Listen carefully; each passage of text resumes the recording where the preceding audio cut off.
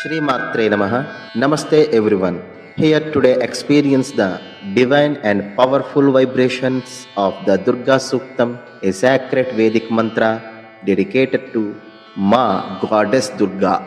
This ancient and potent chant is revered for its ability to invoke the fierce, protective, and compassionate energy of the Goddess Durga Devi. Listening or even chanting the Durga Suktam with intense devotion can bring profound benefits like powerful protection, removal of obstacles, courage and inner strength, purification. So, listen daily with a pure heart to feel the grace and protection of Ma Durga in your life. Jai Durgaye Namaha.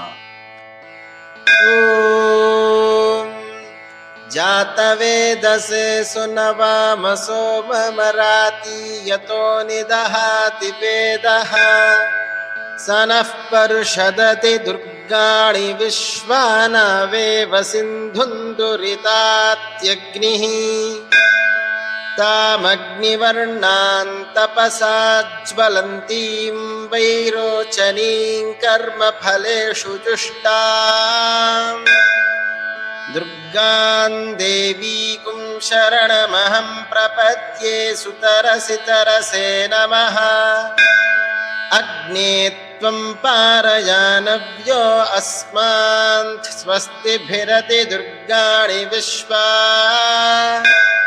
पूश्च पृथ्वी बहुला न उर्वी भवातोकायतनयाय संयोः विश्वानि नो दुर्गः जातवेदः सिन्धुन्ननावातुरितातिपर्षि अग्ने अत्रिवन्मनसा गृणानोऽस्माकं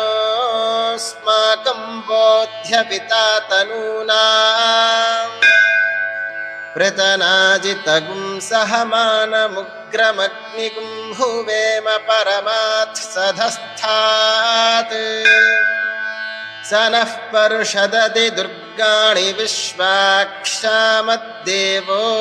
अतिदुरितात्यग्निः